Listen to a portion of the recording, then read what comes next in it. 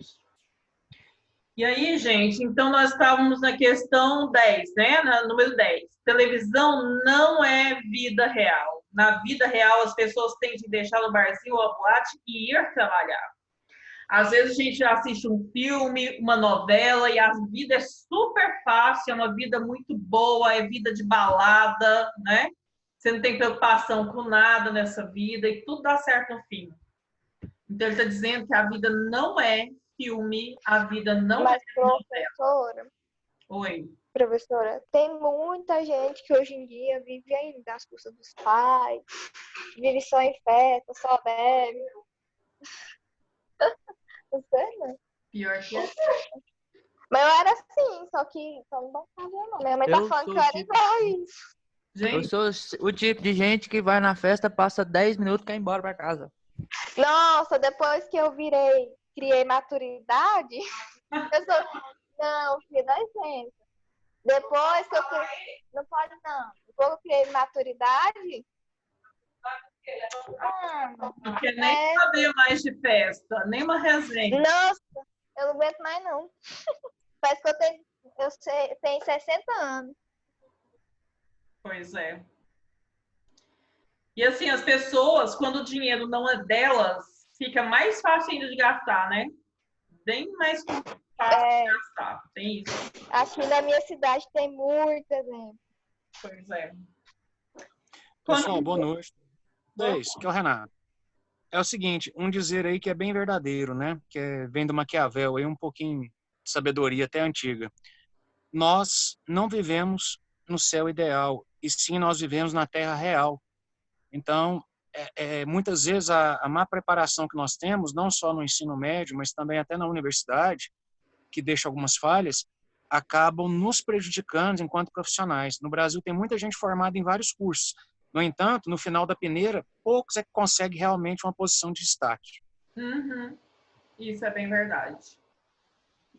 Professora, Oi. acrescentando o que o Renato falou, vai com vários pontos, vai da sua comunicação, do seu posicionamento, da sua postura, da sua formalidade verbal de você lidar com as situações e principalmente o que a professora Jaqueline fala, do seu conhecimento na prática.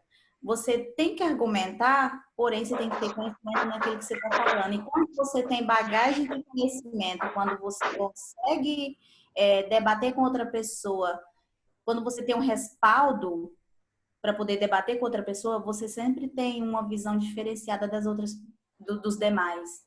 Justamente. Então, você tem que ter comprometimento com aquilo que você faz. Você tem que ser uma pessoa comprometida com aquilo que, de fato, você quer fazer e quer ser, né? Porque é vida real. E na vida real, gente, não dá para fazer duas vezes. Na vida real, você está sendo julgado o tempo todo. Na vida real, tem várias expectativas que você deve atender. Então, isso é vida real, né? E a 11ª, seja legal com os CDFs. Nesse aqui, eu acho que ele foi bastante... Eu acho que foi ironia isso aqui, né?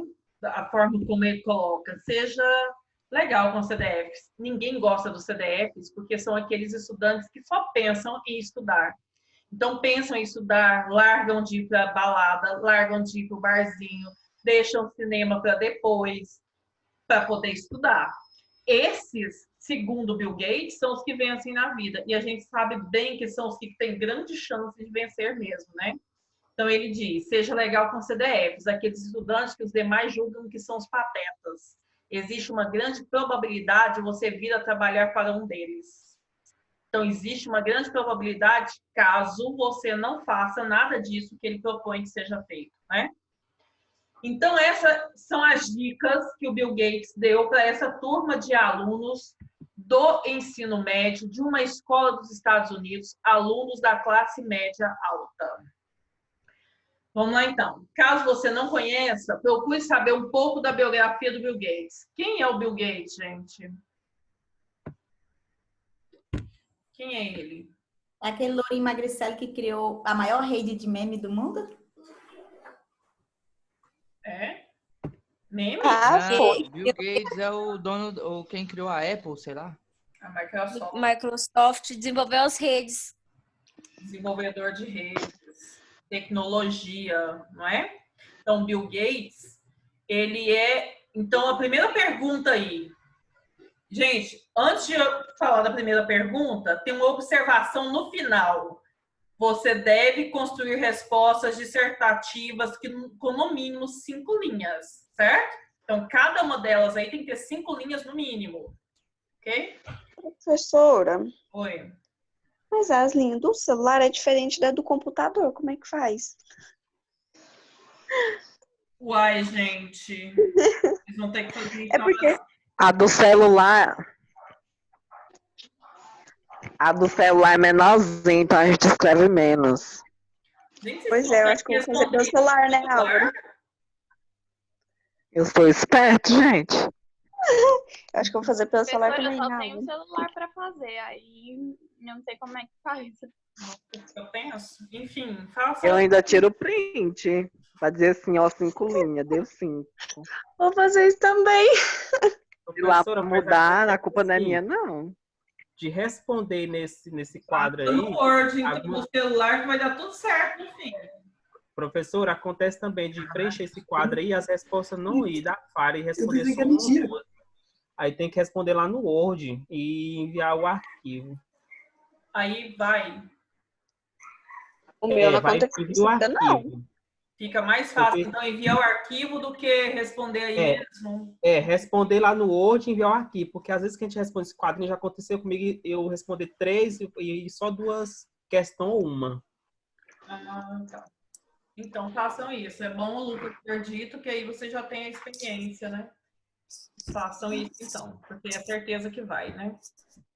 Professora, vamos ler a atividade um pouquinho também. Vamos lá, então, aos exercícios. Então, aqui, ó.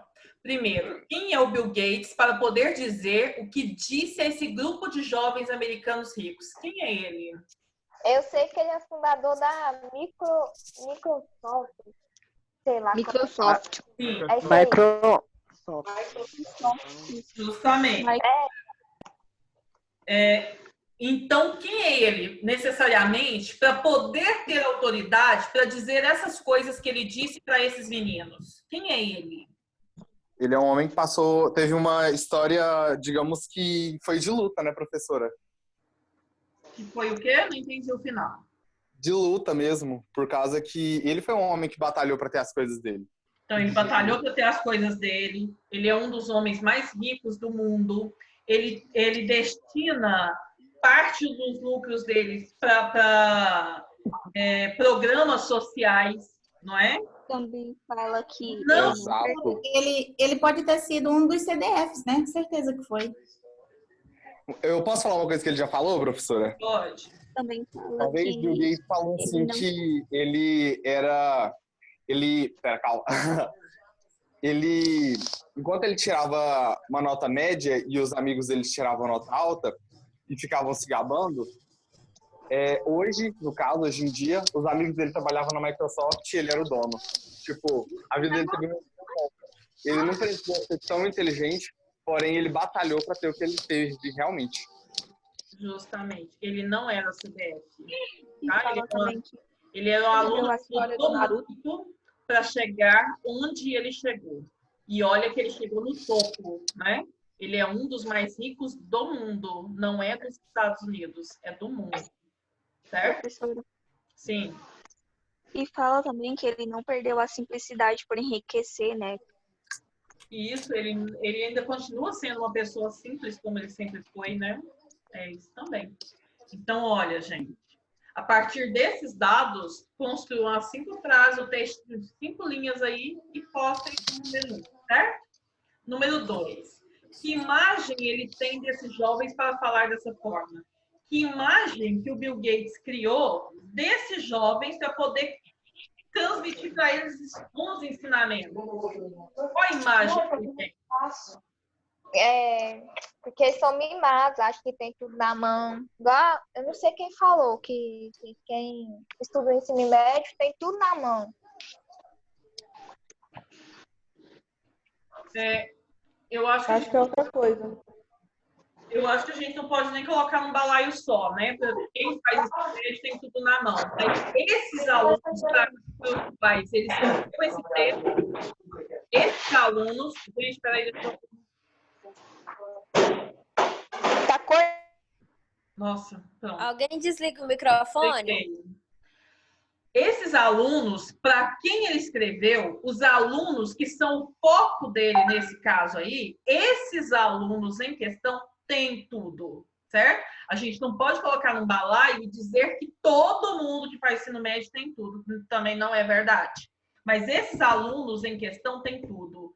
E mesmo se a gente pensar nas nossas realidades, a gente pode pensar, por exemplo, que quando o pai consegue ter mais dinheiro do que o pai dele tinha, ele já pensa assim, ó, vou dar tudo que eu nunca tive para o meu filho. E aí é a hora que o pai, a mãe, mimam essa criança, passam a mão na cabeça. Então essa criança vai ter tudo que eles não tiveram. Ah, eu nunca tive uma Barbie na vida, então meu filho vai ter. Não, mas a menina não gosta de Barbie, vai ter assim mesmo, que eu quero comprar. Ela costuma ter tudo fácil, né? Agora você vai ter que ficar com essa Barbie, menina. É isso que ele está condenando.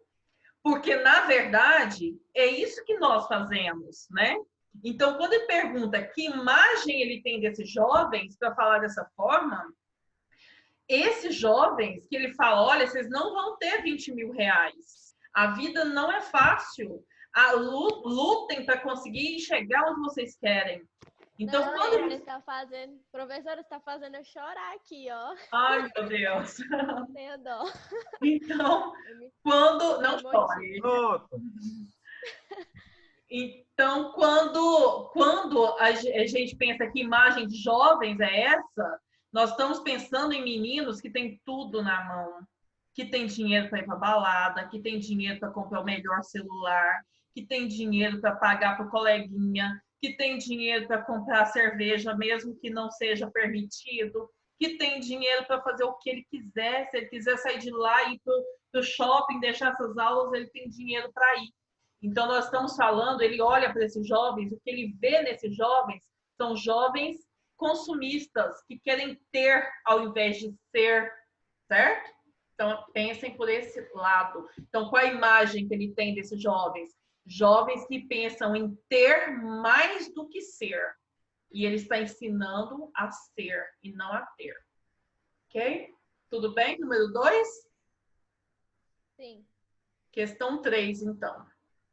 Em que contexto social, histórico e ideológico se passa o texto para que Bill Gates passe a sua mensagem do modo como passou?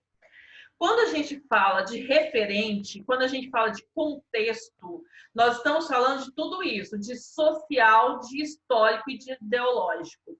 Nem, nada que se diga, gente, está vagando no mundo sozinho. Não. Existe um contexto social, existe um contexto histórico.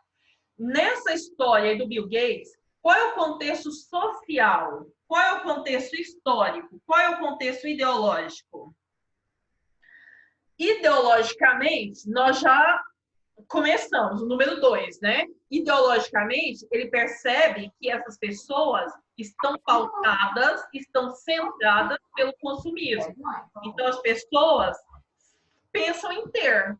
Elas pensam em ter alguma coisa. Em ter, principalmente, os produtos tecnológicos, né?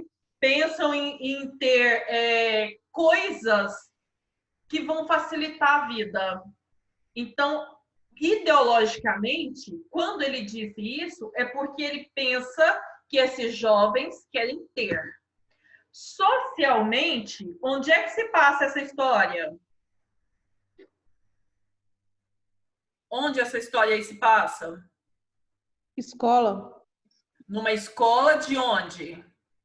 Classe média alta, nos Estados Unidos. Isso, então uma escola dos Estados Unidos de classe média alta. Isso aí é o contexto social.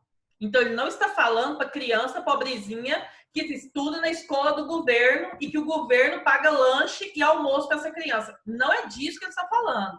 Ele está falando de uma criança que tem tudo e que a escola não ensina nada para ela e que a vida vai ensinar. É disso que ele está falando. Então, o contexto social se refere às crianças, aos adolescentes que estão nos Estados Unidos, pertencem à classe média alta e são da escola de ensino médio, certo? Isso. Histórico. Contexto histórico.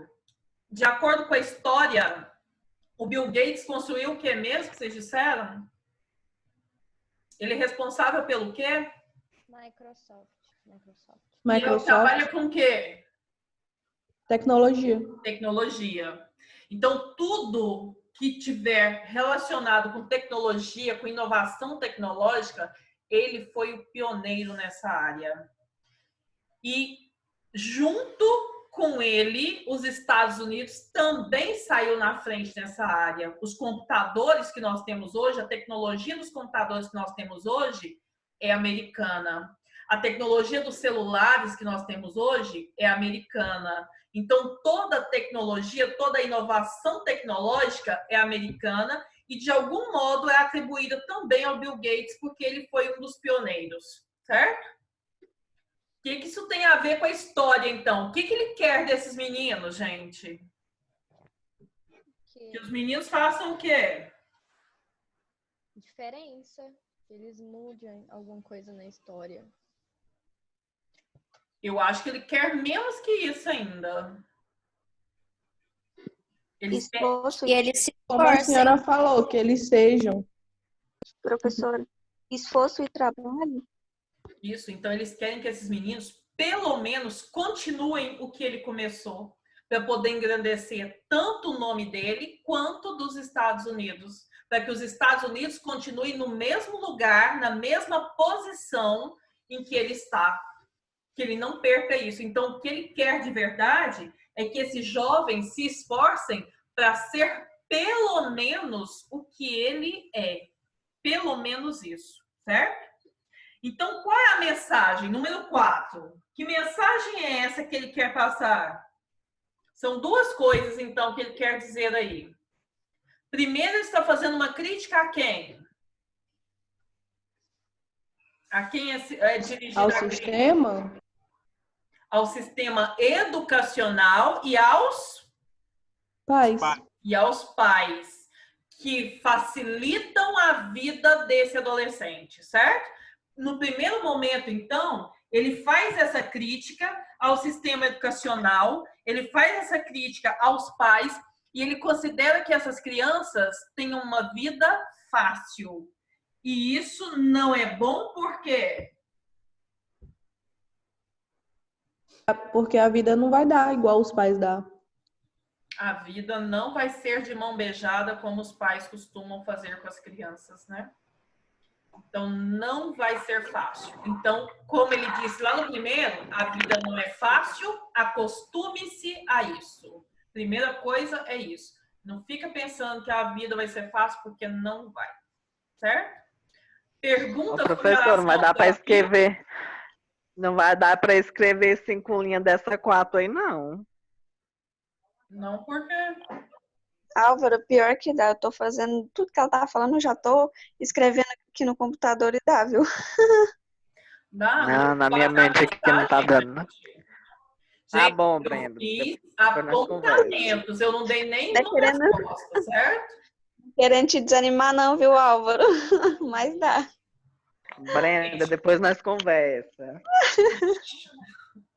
Álvaro, não vai ter como você pegar ela lá fora.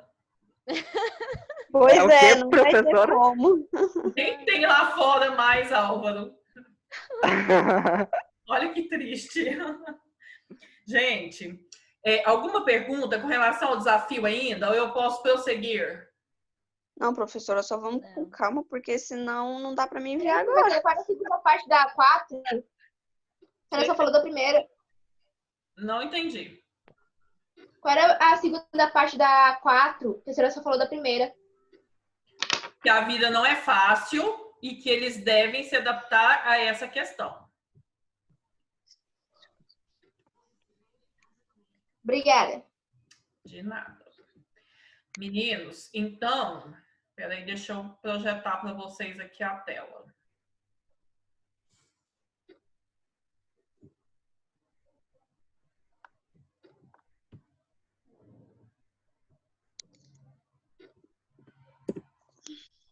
Professora, agora você vai para o exercício, é? Não, agora os exercícios vocês farão. Eu vou falar agora a respeito de texto e discurso, que é a aula de hoje, os slides que eu preparei para vocês, tá bom? Continuando essa mesma história aí da unidade 3, tá? Tá tudo contemplado na unidade 3. E esse texto e discurso também está na apostila de vocês, tá bom? Ok. Então, essa parte aí também vai estar na apostila. Então, olha, nós já falamos sobre o texto é a unidade, né, textual, o texto é tudo aquilo que eu falo, o texto é tudo aquilo que eu penso em formato de texto, e tudo aquilo que eu escrevo também é texto. Quando eu falo de discurso, eu não estou me referindo a discurso político. O discurso político é um discurso? É. Mas existem outros discursos e tudo que você diz é um discurso. Tudo que você diz, por que é um discurso? Porque o discurso, ele tem uma carga ideológica, tá? Como estava lá no desafio, quando ele perguntou para vocês qual era o contexto social, histórico e ideológico. Quando ele fala de contexto social, histórico e ideológico, ele está falando de discurso, porque essa carga ideológica, o contexto social e o contexto histórico vai estar posto no discurso. Então, como eu já disse para vocês antes, todas as vezes que eu digo alguma coisa, eu digo com uma intenção discursiva e eu tenho uma motivação para dizer o que eu disse. Então, nenhum discurso é tirado do nada e serve para nada. Para que eu faça, então, a leitura e a interpretação desses textos e dos discursos que, porventura, aparecerão na minha vida, eu vou ter que lançar mão daquilo que eu chamo daquilo que eu domino no mundo, né? Do meu contexto de mundo. Então, eu preciso ter um certo repertório que veio do mundo, ou seja, das minhas vivências. E essas vivências, esse contexto, ele não é comunitário. A língua é comunitária, o texto é comunitário, o texto é social, mas a vivência é individual. Cada falante tem a sua própria vivência. Isso significa dizer que as coisas pelas quais eu passei na vida, as coisas pelas quais eu vivenciei, as coisas que eu li ou que eu não li, isso vai influir naquilo que eu tenho como conhecimento de mundo, certo? Então, meu conhecimento de mundo, ele está pautado naquilo que eu fiz ou que eu não fiz. Para que vocês escolhessem o curso de enfermagem, muitas outras coisas foram importantes. Não foi só chegar lá e falar assim, não pode ser enfermagem. Não foi isso que aconteceu.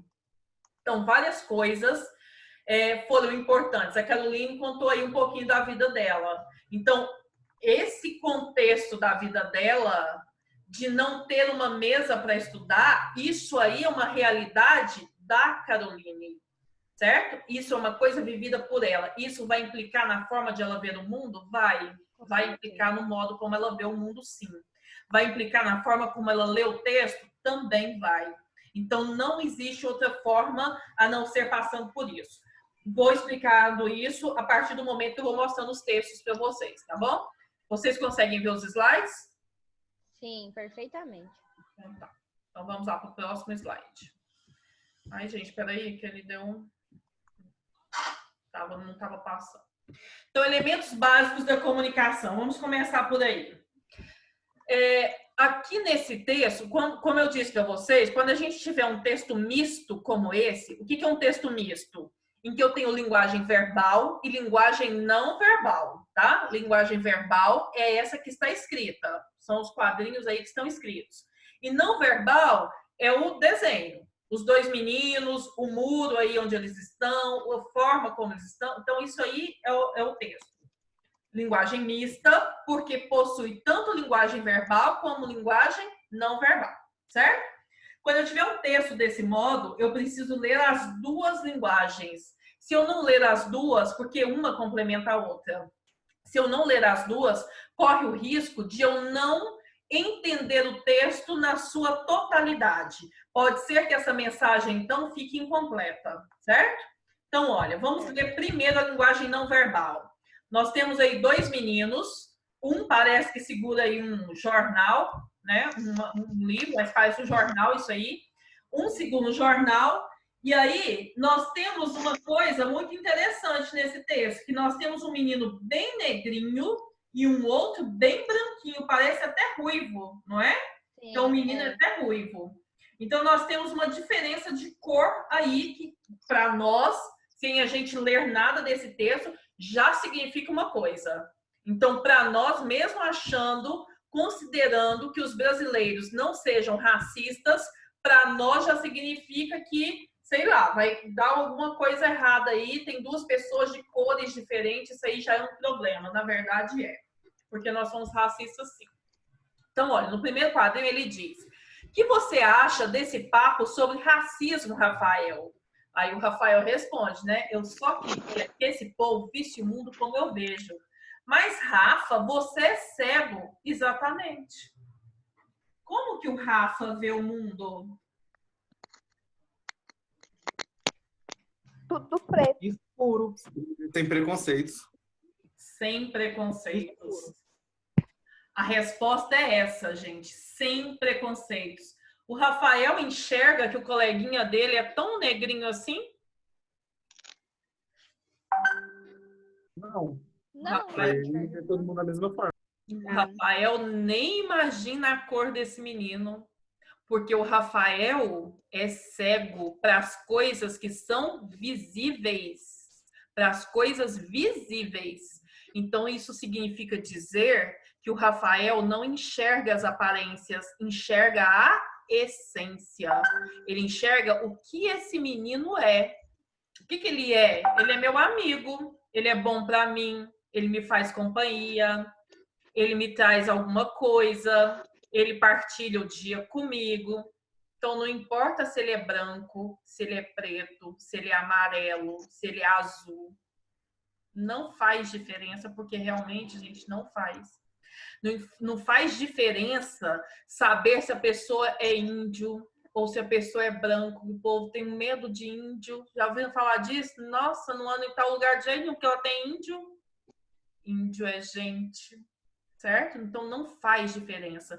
Se a pessoa tiver de ser má, ela vai ser má sendo branca ou preta ou índia. Ou se ela resolver ser... ela vai ser má. Não interessa que cor, não interessa a opção sexual dela, não interessa mais nada. E se ela resolver ser boa do mesmo jeito. Aí o Rafael, ele enxerga apenas aquilo que a pessoa é de fato. E não o que ela aparenta ser, né? Porque ele não vê as aparências. Quando, então, a gente pensa nisso, em aparência e essência, nós estamos pensando naquilo que o meu conhecimento de mundo me trouxe. Eu só sei fazer essas análises porque eu conheço um pouquinho do mundo e porque eu percebo que as pessoas, mesmo de um jeito velado, escondido, amoitado, as pessoas são preconceituosas. Então, quando alguém diz, não, mas isso aí é serviço de preto, é preconceito, certo? Então, a gente fala que não, mas a gente é. Os Estados Unidos falam, não, nós somos preconceituosos mesmo, tem bairro que só tem preto, tem bairro que só tem branco, e é isso aí, pronto. Assumidos. Nós não somos assim. A gente não assume, mas a gente é preconceituoso. Em vários âmbitos, não só com relação ao racismo, né? A gente é preconceituoso em várias questões. Nós falamos sobre preconceito linguístico, né?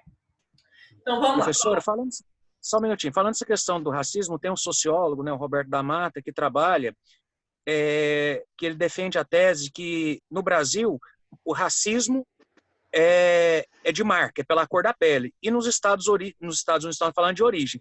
Então, se uma pessoa branca tem familiares negros, lá essa pessoa branca é considerada negra. Aqui não.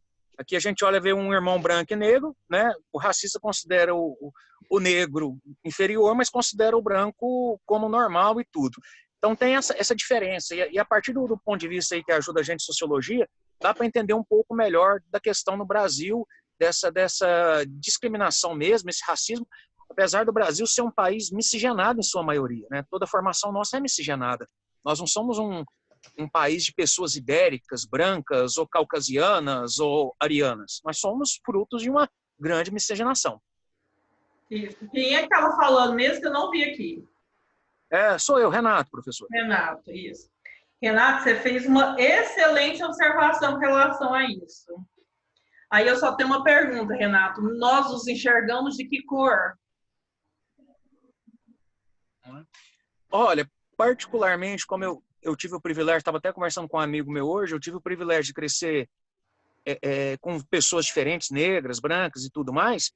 Eu não consigo ver isso, eu não consigo, pelo menos meu ponto de vista, enxergar que eu sou branco, negro. Eu me considero um brasileiro um cidadão, uma pessoa brasileira que se relaciona com as outras pessoas, independente da etnia, até mesmo do grupo social.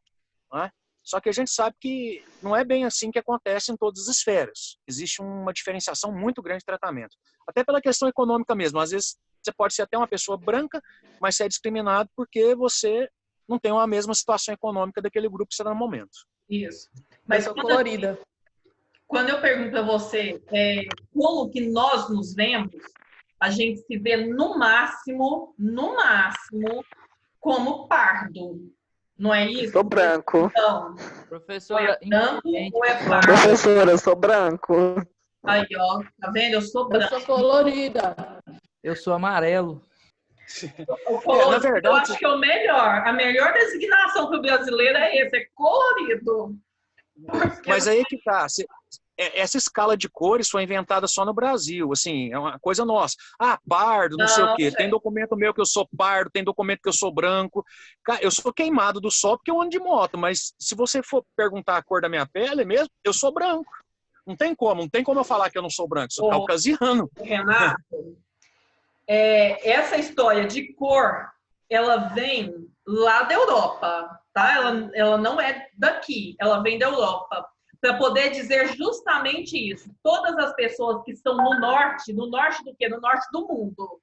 Aí o Brasil não, o mundo é dividido em norte e sul. Tudo que vier do norte é branco, tudo que vier do norte é bom, tudo que vier do norte é digno de exemplo. E o sul não é nada disso. É essa corrente que a gente percebe por aí. Então, essa história de ser branco, quem denominou branco e outra cor qualquer foram os europeus. Eles se denominaram brancos e se denominaram em algum momento lá da história que vocês conhecem, que eles eram a raça pura, que era uma raça branca e era a melhor raça. Por quê? Porque é branco. E ainda tem um povo aí que acha vestígio na Bíblia para poder explicar por que os africanos são da cor que eles são. É um povo que foi jogado por Deus, que é da raça de Caim, que não sei, tem todo um delírio. Que eles são frutos de pecado. Esse foi a tese que defendeu a escravidão no século XVI. Já não chega tanto de preconceito que tem, ainda precisamos inventar uma história para justificar isso. Meu Deus, nunca nem vi. Para justificar. É uma século coisa, XVI, a Igreja Católica colocou que uma das vertentes que dizia que o índio podia ser catequizado sem problema, que ele era um pagão, ele era inocente puro, mas um negro da África, devido aos seus pecados, à sua cultura e tudo mais, a única forma de tentar salvar a alma deles era através da escravidão. Mas isso aí é furada porque muitas áreas que os negros foram escravizados já tinham se convertido ao cristianismo, por exemplo, o Reino do Congo. Tanto autoridades eclesiásticas quanto comerciantes e tudo mais capturavam pessoas já convertidas ao cristianismo e traziam para a América. Então isso aí a gente vê que que tinha uma tentativa de justificar uma argumentação que era furada. E isso ajudou a disseminar a escravidão aí imensamente aí pelo mundo, principalmente aqui na América, da população negra africana. Porque eram pessoas, vai acabar daqui 1 minuto e 40, tá? Porque eram pessoas que, na verdade, não eram de Deus. Então, elas mereciam isso. Elas mereciam passar por isso. Então, toda essa história é para a gente pensar que nós fomos... Olha, tudo isso que você levanta aí, tudo isso são questões ideológicas que vão sendo repassadas, não é?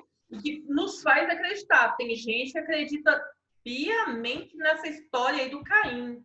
Tem gente que acredita, e a gente comprou uma história de que realmente o branco é que é bom. Por isso que eu sou branca. Sou branca, gente. Óbvio, vocês não estão vendo? É claro. Certo? Professora, mas tem muito assim uma manobra de tentar justificar e apaziguar a maldade e os crimes que eram cometidos antigamente contra as pessoas. Então, assim, eu estou cometendo uma maldade, porém, eu sou respaldado na lei de Deus, né? Isso. Então, assim, a mentira contada 1000 vezes, ela se torna verdade. Então, é mais fácil enfiar uma coisa na cabeça de pessoas para poder se justificar, se eminar de toda culpa. Justamente. Vocês chegaram no... Eu passei o segundo slide, aliás, segunda, né? Passei o segundo slide, vocês chegaram no ponto. Isso é ideologia. É a mentira dita. Ou seja, não precisa ser mentira, porque quando ela começa a ser dita e disseminada, ela passa a ser uma verdade. Certo? Ela passa a ser uma verdade. E é isso que a gente vê no